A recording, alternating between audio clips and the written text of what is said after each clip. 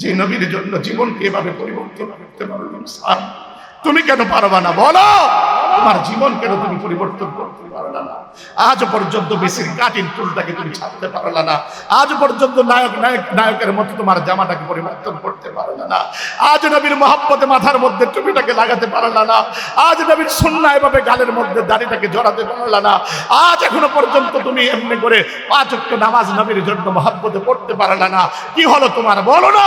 তোমার কি মরার একবারও খেয়াল জাগে না? তুমি কি একদিন কবরে যাবা না? তুমি কি পরকালের চিন্তা তোমার অন্তরে আসে না? তুমি তো এই দুনিয়ার জমিন থেকে যেতে হবে। আরে তাকা দেখো না, কত মানুষ রাস্তা দিয়ে যায়। এই তো তোমাদের এই ব্যাগরা, আরে তোমাদের এই এমনি করে তুমি তাকা দেখো, কত যুবক রাস্তা পারাবার হতে জীবন চলে যায়। কত মানুষ এমন হয় আজ দুনিয়ার জমিন থেকে চলে যায়। আরে তুমি তাকা দেখো, এই তো কত 2 দিন আগে এক নলকূপের মাঝে রাজশাহীর ওই জমিনে আমার ছোট্ট বাচ্চা সাজ্জাদ, আমার সন্তানের মতো ওই সন্তানটা দুনিয়ার জমিন থেকে বিদায় নিল। আরে সে তার মা বাবা কোনোদিন কল্পনা করে নাই সাজ্জাদ দুনিয়ার জমিন থেকে চলে যাবে। সাজ্জাদি দুনিয়ার জমিন থেকে এভাবে করে চলে যাবে। তুমি হায়াতের ব্যাপারে কি গ্যারান্টি দিতে পারে বলো? আরে নওজোয়ান, আমি তোমাকে প্রশ্ন করে রাখতে চাই, বলো আমার বন্ধু, তোমার কাছে জিজ্ঞাসা করে তুমি এখনো পর্যন্ত ভেবে তো বসে আছো আমার বাবাও তো মরে নাই, দাদাও মরে নাই, আমার বড় ভাইও মরে নাই, আমি বুঝি মরব না? আমি বলি না, হায়াতের কোনো গ্যারান্টি নাই। মালিক ঘোষণা করেন কুল্লু নাফসিন যায়কাতুল মাউত, প্রত্যেককে মৃত্যুর স্বাদ আস্বাদন করতে হবে। তুমি ভাবো সিরিয়াল বুঝি আসে নাই? কবি বড় সুন্দর করে জানান দেন, এহি হাম সব মুসাফির হে ওহি আখির ঠিকানা, কুই আগে রওয়ানা হয় কুই পিছে রওয়ানা। আর এই দুনিয়ার জমিনে তুমি আমি হলাম মুসাফির। এই দুনিয়ার জমিনে আসার বেলায় বড় সিরিয়াল আছে, যাবার বেলায় কোনো সিরিয়াল নাই। আর এই দুনিয়ার জমিনে আসে তো আগে দাদা, এমনি করে আসে বাবা, তারপরে আসে বড় ভাই, তারপরে আসে ছোট ভাই। কিন্তু যাবার বেলায় এমন ঘটনা ঘটিতে যায়, দাদার আগে নাতি চইলা যায়, বাবার আগে সন্তান চইলা যায়, বাবা আর দাদা কাঁদতে কাঁদতে বুগো বাসায়। এটা দোস্ত দুনিয়ার সাথে মন লাগায় বসে আছে, তাই না? নওজোয়ান আমার কোনটার টুকরা যুবক, আমি বলি দুনিয়ার সাথে মন লাগায় না। কবি বড় সুন্দর করে জানান দেন, জগা জি লাগানে কে লিয়ে এ দুনিয়া নেহি হে, এই ইবরত জাহে তামাশা নেহি হে। আরে মন লাগানোর জায়গায় দুনিয়া না, মন লাগানোর জায়গায় দুনিয়া না। আরে দুনিয়া কি কবি বড় সুন্দর করে বলেন, কবি সুখ হে কবি দুঃখ হে, यही का नाम दुनिया है, अभी क्या था अभी क्या है, यही दुनिया बदलती है। আরে দুনিয়ার রং তো বদলায়, দুনিয়ার জমিন থেকে বন্ধু দোস্ত তোমাকে যাওয়া লাগবে। তুমি ভেবে বসে আছো দুনিয়ার দালান কোঠা বাড়ি গাড়ি মিল ফ্যাক্টরি সবই বুঝি আমার আপন, এগুলো ছেড়ে আমি কোনোদিন যাব না। আরে না, দুনিয়ার জমিনে এমনি করে ঘুরি যখন আসমানে উড়াই, সব কিছু ঘুরি আসমানে ঘুরবার পরে ওই মুহূর্তে ডানে আর বামে নোক্তা কাটে আর বলে আমারে কেউ পাবে না, আমারে কেউ ছবে না। কিন্তু সন্ধ্যাবেলায় ওই ঘুরি আর আসমানে থাকতে পারে না। কাগজ কটকর ঘুরি বানাकर उड़ा दिया आसमान में, घुरी बेचारा का क्या हाल है रस्सी मेरे हाथ में। আরে কাগজ কাইটা ঘুরি বানায়া আসমানে যখন উড়া দিছি, ওই মুহূর্তে আসমানে যায় বিভিন্ন দিকে নোক্তা কাটে আর বলে আমারে পাবে না, আমারে ছবে না। কিন্তু সন্ধ্যা যখন গনায় আসে, ঘুরি আর আসমানে থাকতে পারে না। এজন্য বলি বন্ধু, তোমাকে বলে যাই অন্তত পক্ষে আল্লাহর সামনে দাঁড়াবা, যেমন মুসআব দাঁড়াবে সেজন্য পরিবর্তন হয়েছে, তুমিও দাঁড়াবা। সেজন্য তুমি একটা কথা বলি, তুমি আল্লাহর সামনে দাঁড়ানো ছাড়া আর পাওয়া যাবে না। কবি বড় সুন্দর করে জানান দেন, আরে আকিল না হো গাফিল, तुझे एक दिन इस दुनिया से जाना है, तुझे एक दिन এমো আপনি রব কো দিখানা है। বুদ্ধিমান দুনিয়ার জমিন থেকে যাওয়াই লাগবে, এই দুনিয়ার জমিন থেকে যাওয়াই লাগবে। এই দুনিয়ার জমিনে আপনি ভাবেন ক্ষমতার বলে থাকবেন না, ক্ষমতার বলে থাকতে পারলে থাকতে তো পারতো। এমনি করে এই দুনিয়ার জমিনে এমনি করে ফিরাউন নমরুদ থাকতে পারে নাই। আপনি ভাবেন দুনিয়ার জমিনে অর্থের বলে থাকবো, থাকতে যদি পারতো তাহলে থাকতে পারতো। এই দুনিয়ার জমিনে কারুন আর সাদ্দাত, আরে আপনি ভাবেন এই দুনিয়ার জমিনে ক্ষমতার বলে থাকতে পারবো? আরে ক্ষমতায় থাকা অবস্থায় আমার দেশের অনেক মন্ত্রীরাও পর্যন্ত দুনিয়ার জমিন থেকে চলে যায়। এজন্য বলি বন্ধু, তুমি থাকবা না, বাস অনুরোধ করি, চুন্দারি ঠিকানা সাদা হয়ে গেছে, মৃত্যুর কথা একবারও মনে হয় না, খবর যে বারবার ডাকছে এই চিন্তাও আপনার আমার আসে না। এজন্য বলি নওজোয়ান, পরিবর্তন হও আল্লাহর জন্য, আল্লাহর জন্য নিজের অবস্থাকে পরিবর্তন করো, চেহারাকে পরিবর্তন করো, নিজের চেহারার মধ্যে এমনি করে সুন্নত আনো, নিজের মধ্যে পরিবর্তন আনো, সুন্নতি লিবাস লাগাও, 5 ওয়াক্ত নামাজ পড়ো। রাজি আছো তো ইনশাআল্লাহ? আল্লাহ কবুল করো, জোরে বলি না আমিন। আরে আমার বন্ধু, আমি কেমন করে বলবো, হায় হায় আল্লাহর নবীকে এবার বলা হলো, নবী আপনাকে এবার অধিকতর উম্মত দিলাম, উম্মত সাধারণ কোনো উম্মত না, জানবাজ উম্মত দিলাম, তারা আপনার জন্য জীবন। গালি দাও আমার মাকে আমি অন্তত পক্ষে আপোষ করে নিব, গালি দাও আমার বোনকে আমি আপোষ করে নিব। খোদার কসম, 2 জাহানের বাদশা রহমাতাল লিল আলামিনকে গালি দিলে তার গর্দানকে আলাদা করে। আমার বন্ধুরা, আমার ভাইয়েরা, আমার আল্লাহ বলেন দিলাম উম্মত এটা, তবে আপনি কি করবেন জানেন? আমার আল্লাহ বলেন ফাসাল্লি, আপনি নামাজ পড়েন কার জন্য? আরো জোরে। এটা দোস্ত আমার মালিক বলেন বান্দা নবী নামাজ পড়েন। হায় আমার নওজোয়ান, হায় আমার বাপ, আমার মালিক কেবলমাত্র কোরআনে কারীমে এই জায়গায় বলেন নাই নামাজের কথা। আমার মালিক কোরআনে কারীমের মধ্যে 82 জায়গারও অধিক জায়গায় আমার আল্লাহ এই কোরআনে কারীমের মধ্যে নামাজের কথা বলেছেন। আমার দোস্ত, আমি নামাজ কেবলমাত্র পড়তে চাই না, আমার ব্যস্ততা দেখাই, আমার এমনি করে বিভিন্ন ব্যস্ততা আমার মাঝে এমনি করে নিয়ে আসি, অথচ আমার মালিক বলে বান্দা ব্যস্ততার মধ্যে থাকো সমস্যা নাই, কিন্তু নামাজ তখন আদায় করো। বলে আমার মালিক জানান দেন ফাইদা কুদিয়াতিস সালাত ফান্তাশিরু ফিল আরদ ওয়াবতাগু মিন ফাদলিল্লাহ। বান্দা নামাজ পড়ো, নামাজ পড়ো। নামাজ যখন তোমার পড়া শেষ হবে জমিনের বুকে বিচরণ করো, আমি মালিকের দেয়া রিজিক তালাশ করো। এটা বান্দা শোনো, এই দুনিয়ার জমিনে তুমি এত ব্যস্ততা কিসের দেখাও? আমি আল্লাহর দেয়া 24 ঘন্টা সময়ের ভিতরে কেবলমাত্র আমি আল্লাহকে দিবা নামাজের জন্য 2 ঘন্টা।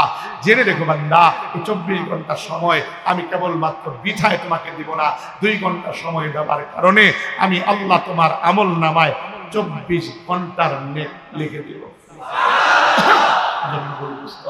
অন্তত পক্ষে মালিকের জন্য নামাজ পড়ুন, কারণ এই দুনিয়ার জমিনে নামাজ পড়া মানে আমার আল্লাহর সাথে কথা বলা। ওলামায়ে কেরাম মজলিসে উপস্থিত, হায় নবী তো ইবাদত করে ফরমায় বান্দা যখন নামাজে দাঁড়ায় তখন তো সে আমার আল্লাহর সাথে কথা বলে। কেমন করে কথা বলে? যখন বান্দা বলে আলহামদুলিল্লাহ রাব্বিল আলামিন, আমার মালিক বলে হামিদানি আবদি, বান্দা আমার প্রশংসা করছে। যখন বলে আর রহমানির রহিম, মালিক আমার বলে লাজ্জাদানি আবদি, আমার বান্দা আমারই তো প্রশংসা, আমারই তো গুণ কীর্তন করছে। যখন বলে মালিক ইয়াউমিদ্দিন, আমার মালিক বলে আসনা আলাইয়া আবদি। যখন বলে বান্দা ইয়াকা না'বুদু ওয়া ইয়াকা নাস্তাঈন, মালিক বলে ও ফেরেশতারা এটা আমার আর আমার বান্দার একান্তই কথা। বান্দা যখন বলে ইহদিনাস সিরাতাল মুস্তাকিম সিরাতাল লাযীনা আন'আমতা আলাইহিম গায়রিল মাগদুবি আলাইহিম ওয়ালাদ-দাল্লিন, তখন আমার মালিক বলে ফেরেশতারা বান্দা আমার চাই কি রে? দুনিয়ার জমিনে ধন দৌলত বাড়ি গাড়ি চাই নাই, হিদায়াতের পথ চেয়েছে, যা আমি তার হিদায়াতের পথের উপরে উঠায়া দিলাম। চিৎকার মেরে জোরে করেন না সুবহানাল্লাহ। অবশ্যই জন্য বলি আমার মালিকের সাথে কথা বলেন। আমার আগের দিনে আলোচক অর্থাৎ যিনি দাঁড়িয়েছিলেন এই এলাকার অন্য করে পদপ্রার্থী, তিনি একটা কথা বলেছেন নামাজের ব্যাপারে, যে আমার আল্লাহ বলেছেন ইন্নাস সালাতা তানহা আনিল ফাহশাই ওয়াল মুনকার, নিশ্চয়ই নামাজ সমস্ত গরিহিত কাজ থেকে বিরত রাখে। আজ আমি এই কথাই তাদেরকেও বলি, এদেশের প্রধানদেরকেও এই কথাই বলি। আজ সমাজের ভিতরে যদি আজ প্রত্যেকটা জায়গায় এমনি করে সরকারিভাবে নামাজকে প্রতিষ্ঠা করা হতো, নামাজকে বাধ্য করা হতো, খোদার কসম সমাজের মধ্যে মারামারি থাকতো না, কাটাকাটি থাকতো না, জেনা ব্যভিচার থাকতো না, অন্যায় থাকতো না, রাহাজানি থাকতো না। জোরে কোন ঠিক কিনা? আমার বন্ধুরা, আমার ভাইরা, আজ সমাজের ভিতরে নামাজের কোনো গুরুত্ব নাই। নামাজের ব্যাপারে কোনো তাকিদ সরকারিভাবে দেওয়া হয় না, প্রশাসনিকভাবে দেওয়া হয় না। আমি বলি দেব আর না দেব, তোমার আমার জন্য জরুরি হলো নামাজ। কারণ এই দুনিয়ার জমিনে নামাজ তোমাকে আমাকে সভ্য করবে, তোমাকে আমাকে এমনি করে পবিত্র করবে। বলে পবিত্র কেমন করবে? আল্লাহর নবী জানান দেন উম্মত শোনো, আমার মালিকের পক্ষ থেকে দেওয়া এই নামাজ, এটা আমার জন্য বড় গিফট। বড় চমৎকার একখানা কথা আপনাদেরকে শোনাই। এই দুনিয়ার জমিনে আমার আল্লাহ ওহীর মাধ্যমে আমার নবীকে অনেক কিছু দিয়েছেন, অনেক কিছু অন্য করে ফরজ করেছেন। টাকা দেখেন না, রোজার দিকে আমার আল্লাহ বলেন কুতিবা আলাইকুমুস সিয়াম কামা কুতিবা আলাল্লাযীনা মিন ক্বাবলিকুম লাআল্লাকুম তাত্তাকুন। আমার আল্লাহ পাক জানান দেন জিবরাইল যাও আমার হাবিবকে বলো রোজা তাদের জন্য ফরজ করেছি। এভাবে করে করে আমার আল্লাহ জিবরাইলের মাধ্যমে পাঠালেন ওয়া আতিম্মুল হজ্জা ওয়াল উমরাতা লিল্লাহ, তোমরা হজ এবং উমরাকে অন্য করে পূর্ণ করো। আমার আল্লাহ এভাবে করে করে অন্যান্য ইবাদত বন্দেগীকে আমার আল্লাহ ফরজ করলেন। কিন্তু আমার আল্লাহ একটা মাত্র ইবাদত, যে ইবাদতটা আমার আল্লাহ জিবরাইল আমিনকে বায়া বানান নাই, মাধ্যম বানান নাই, স্বয়ং নবীকে নিয়ে গেলেন। নেবার পরে আমার আল্লাহ ফিরবার পথে আমার নবীকে ডেকে বলেন হাবিব দুনিয়ার জমিনে তো যাবেন, রিক্ত হস্তে কেন যাবেন? যান, আপনাকে আপনার উম্মতকে আমি আল্লাহ 50 ওয়াক্ত নামাজ দিলাম। চিৎকার মেরে জোরে কন্যা সুবহানাল্লাহ।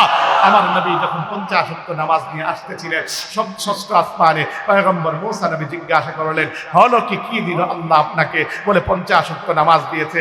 বলে 50 ওয়াক্ত নয়, তারা পারবে না। কারণ টুকুন হলো আমার উম্মত যেভাবে করে করে 50 ওয়াক্ত যদি বাস্তবিক অর্থে নামাজই হতো, এশারের মতো করে যদি লম্বা হতো, তাহলে আধা ঘন্টা করে সময় লাগতো।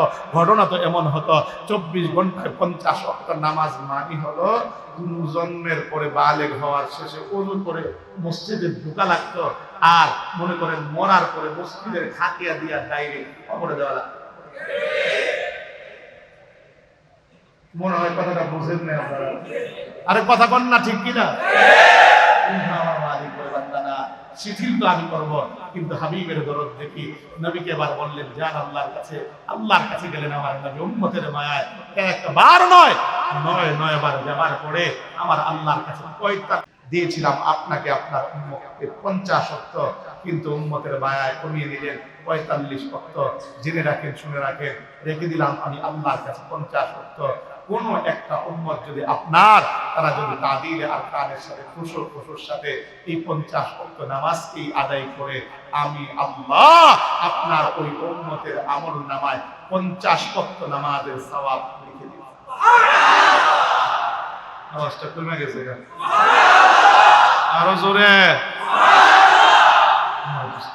বলি, নামাজ পড়া নিজের জিন্দেগির গুনাহকে মাফ করানো। নবী আমার ডেকে ডেকে বলেন, শোনো সাহাবীরা, হযরত আবু হুরায়রা রাদিয়াল্লাহু তাআলা আনহু থেকে হাদিস করা বর্ণিত, শোনো সাহাবীরা, তোমাদের মধ্যে কেউ যদি অন্ততপক্ষে তার বাড়ির সামনে পুকুরের মাঝে 5 বার গোসল করে গায়ের মাঝে কি ময়লা থাকতে পারে? সাহাবীরা উত্তর করে বলে, ইয়া রাসূলুল্লাহ, না গো না।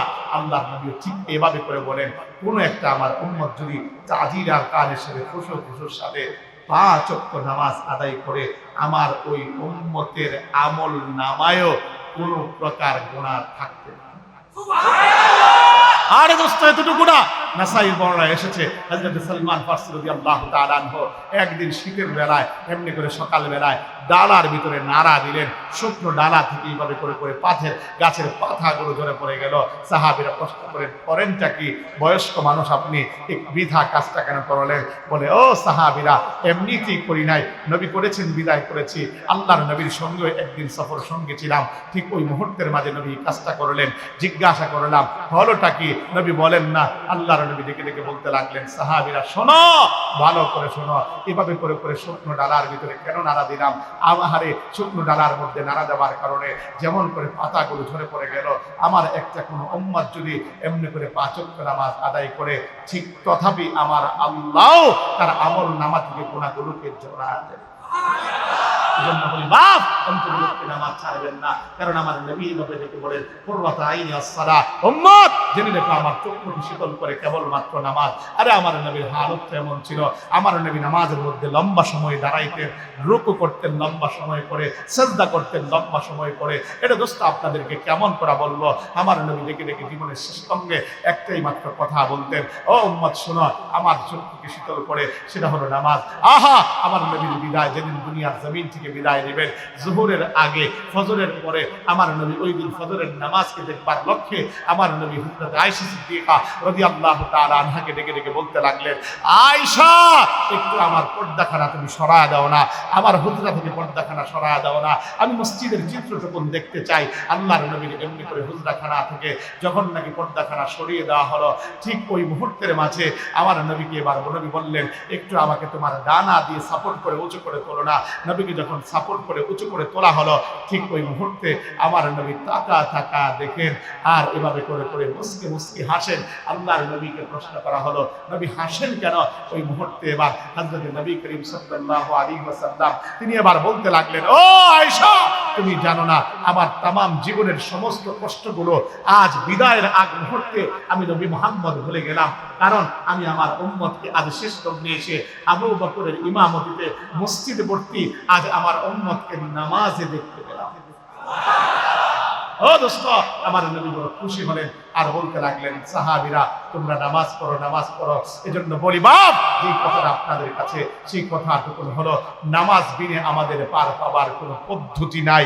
এজন্য আমার নবী এবার ডেকে ডেকে বলেন, আউয়ালু মা ইউহাসাবু বিহিল আবদু ইয়াউমাল কিয়ামাতিস সালাহ, উম্মত নামাজ পড়ো, কারণ ময়দানে মাহশরে আমার আল্লাহর কাছে সর্বপ্রথম আমার আল্লাহর নামাজের হিসাব নেবেন।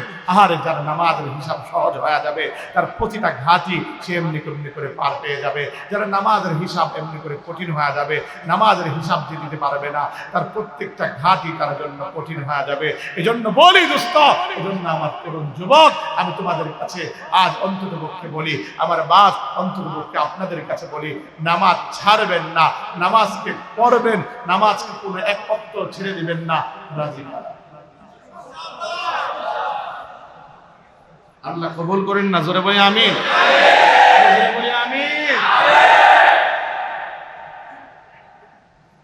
আমার বন্ধুরা, আমার ভাইরা, আমি যে কথাটা আপনাদের মাঝে বলতে চাই, কেন নামাজ পড়বেন না?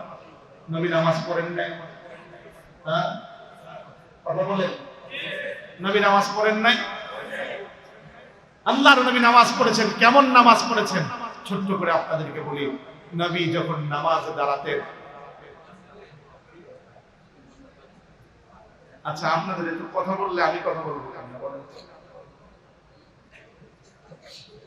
নবীজি যখন নামাজে দাঁড়াতেন, নবীজির হালত কেমন হতো? হযরত আয়েশা সিদ্দিকা রাদিয়াল্লাহু তাআলা আনহা বলেন, লম্বা সময় নিয়ে নবীজি নামাজে দাঁড়াতেন।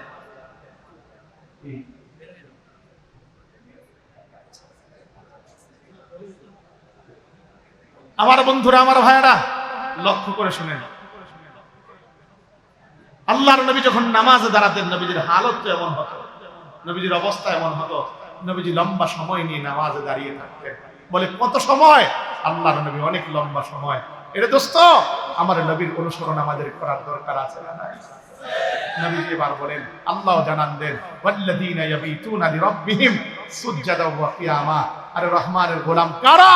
রহমানের গোলাম তো তারা যারা এমনি করে নামাজ আদায় করে, যারা রাত্রিবেলা গুনাহ করে না, যারা এমনি করে রাত্রিবেলা আল্লাহর কুদরতি কদমে সিজদায় লুটে পড়ে পড়ে এমনি করে রাত্রিটাকে কাটিয়ে দেয়। এরে নাও জোয়ান আমার কলিজার টুকরা যুবক, রাত্রি যখন আসে তোমার আমার গুনাহের পাল্লা বাড়ি হয়ে যায়। বলে কত পরিমাণ গুনাহের পাল্লা বাড়ি হয়।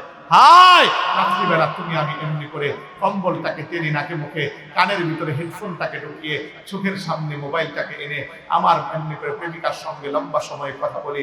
শুধু এতটুকু না, তুমি আমি আমার আপনার হালত এমন হয়ে দাঁড়ায় যে আমার আপনার এমনি করে ল্যাংটানারের ছবি দেখতে থাকি, আমি আপনি লম্বা লম্বা সময় পার করার জন্য সিনেমা দেখতে থাকি। কিন্তু হালত তো এমন, বোঝে এই কথা, এই পৃথিবীর বুকে আমাকে কেউ দেখে না, আমার এমনি করে মা দেখে না, বাবা দেখে না, আমার পৃথিবীর বুকে কেউ বুঝি দেখে না। কিন্তু ওই মুহূর্তের মাঝে আমার মালিক জানান দেন, বান্দা কেউ না দেখুক পৃথিবীর বুকে, তোমার বাবা দেখে নাই, তোমার মা দেখে নাই, তোমার ভাই দেখে নাই, তোমার বন্ধু দেখে নাই, কিন্তু কেউ না দেখলেও একজন তিনি দেখেন, তিনি কে? জোরে, আরো জোরে। আল্লাহ দেখেনি না, আসলে এতটুকু দেখেন না। আমার আল্লাহ বলেন, আসবির লিহুকমিক রাব্বিকা ফাইন্নাকা বিআইনিনা। ও নবী, আমি কেবলমাত্র আপনাকে দেখি না, আমার নিজ চক্ষু দ্বারা আপনাকে দেখি। এটা দোস্ত এতটুকু না, আমার আল্লাহ এভাবে করে করে দেখেনি না, বরঞ্চ ডাকেনি বটে। আমার আল্লাহ বলেন, ইয়া আইয়ুহাল ইনসান মা গাররাকা বিরাব্বিকাল কারীম। হায় রে মানুষ, আমি রব্বে কারীম থেকে তোরে কোন জিনিস ফিরা দিল? আহারে আমার মালিক বড় মায়া নিয়ে আপনাকে আমাকে ডাকেন। আমার মালিক ওই মুহূর্তে পারতেন, আমার মালিক আমার মালিক ওই মুহূর্তে পারতেন, আমার মালিক আমাকে আপনাকে দুনিয়ার জমিন থেকে বিদায় করে দিতে, অক্সিজেনটাকে বন্ধ করে। কিন্তু আমার মালিক বলে, বান্দা না, বিদায় করলাম না, আমি তোরে রুখসত দিলাম, আমি তোরে ফুরসত দিলাম। আমার মালিক ওই মুহূর্তে অপেক্ষায় থাকেন, বান্দা কখন আসবি, আমি আল্লাহর কাছে হাত বাড়া, আমি আল্লাহর কাছে চোখের পানি ছাড়বি। যখনই চুরি ছাড়বি, আমি আল্লাহ তোর জিন্দেগীর গুনাহকে মাফ করব। চিৎকার মেরে জোরে বলি না সুবহানাল্লাহ। এজন্য বলি বন্ধু, রাত্রিটাকে অযথা কাটায়েন না, রাত্রিটাকে এই শীতের রাত্রিটাকে আমলে কাটান, তাহাজ্জুদ করেন। আরে তাহাজ্জুদ করার অভ্যাস করেন, 5 ওয়াক্ত নামাজের পাশাপাশি তাহাজ্জুদ করার চেষ্টা করেন। কারণ আমার মালিকের নিকটবর্তী হওয়ার জন্য অন্যতম হাতিয়ার হলো তাহাজ্জুদের নামাজ। এই দুনিয়ার জমিনে কোনো ওলি হতে পারে নাই তাহাজ্জুদ ছাড়া। বড় পীর আব্দুল কাদের জিলানীর কথা তো আপনাদেরকে বলি, কিন্তু তিনার একটা অন্যতম মাকুরা হলো, এই পৃথিবীর রাজা বাদশা যদি বুঝতো আজ এই সিজদার মজা কত, তাহলে এই রাজা বাদশাগুলো আমার কাছে বন্দুকের ডাল তাক করে ধরে আমার থেকে সিজদার মজা নেবার চেষ্টা করত। এজন্য আপনাদের কাছে অনুরোধ জানাই, আজ জানাজাতে করে ফিরবার পরে অন্তত পক্ষে 5 ওয়াক্ত নামাজের সাথে আমি আপনি অন্তত পক্ষে নামাজের সাথে রাত্রিবেলাটাকে অন্যায় না কাটিয়ে ঠান্ডা পানি দিয়ে ওযু করে ঘরের কোনায় দাঁড়িয়ে আল্লাহকে সামনে রেখে এই কথা ভাববো, কেউ নাই, আমার বাবা নাই, মা নাই, আত্মীয় স্বজন কেউ নাই, রুকু করবো, সিজদায় পড়বার পরে বলবো, মালিক ফিরা দিলে যাব কই, আমারে না আপনি বানাইছেন, আমারে বানায়া ফেলে দিবেন কোথায়? এভাবে বলে বলে যদি চোখের কোনায় পানি আনতে পারেন, খোদার কসম দুনিয়ার জমিনে টাঙ্গাইলের চমচম, কুমিল্লার রসমালাই আর বগুড়ার দই খেয়ে যা মজা না পেয়েছেন তার থেকে অধিকতর মজা আপনি পাবেন। এই জন্য ওয়াদা আপনাদের কাছে নিতে চাই, অন্তত পক্ষে আজ রাতে 2 রাকাত হোক 4 রাকাত হোক তাহাজ্জুদের নামাজ পড়বো, রাজি তারা? সকলে রাজি তো ইনশাআল্লাহ? আপনাদের কাছে যে কথাটা বলতে চাই, আচ্ছা বলেন, আজ যে আমাদের দেশকে রক্ষা করছে চতুর্দিক থেকে বর্ডার গার্ডরা, যারা বর্ডার গার্ড, এরা যে এই দেশকে রক্ষা করছে, এদের বেতন ভাতা কারা দেন? দেখা বলেন, আমি দেই। কে দেয়? কে দেয়? আমরা দিই। কারণ আমাদের যা কিছু আমরা ক্রয় করি তার ইনকাম ট্যাক্সের মাধ্যমে তাদের বেতন ভাতা হয়। ও মুসলমান, আমার দেশ রক্ষায় যারা অন্তর্ভুক্তি নিয়োজিত তাদের প্রশিক্ষণ ছাড়ার সমস্ত খরচ আমরা দেই, কিন্তু কথা হলো আমাদের ঈমান হেফাজতে যারা আছে তাদের ব্যাপারে আমাদের তেমন কোনো খোঁজ খবরই নাই।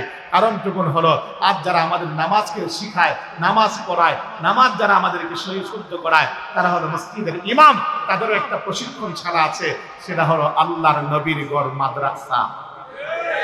কথা কোন ঠিক কিনা? নবীর এই ঘর মাদ্রাসাকে ধরে রাখার দরকার আছে না নাই? জোরে বলেন, আছে না নাই? ও মুসলমান, আপনাদের এই আল আমিন মাদ্রাসা, ইসলামী মাদ্রাসা বড় সুন্দর এক প্রতিষ্ঠান। এখানে বড়দের সম্পৃক্ততা আছে, বড়রা মহব্বত করে, বড়রা ভালোবাসে, বড়রা আছে এই বিদায়। এই যে আপনাদের আগে আমি দেখলাম 2 জন বড় আল্লাহ ওয়ালা মানুষ, যারা আল্লামা হুসাইন আহমদ সাহেব দামাত বরকাতুহুম আরো অন্যান্য বুজুর্গরা সাথে সম্পৃক্ত আছে। তো যেই মানুষগুলো এখানে আসেন, অবশ্যই এই মাদ্রাসার বড় কদর আছে এবং এই মাদ্রাসার বড় দাম আছে। এজন্য আপনাদের কাছে বলি, এই মাদ্রাসার মহব্বতে পরিশেষে নবীর মহব্বতে, নবীর ভালোবাসায়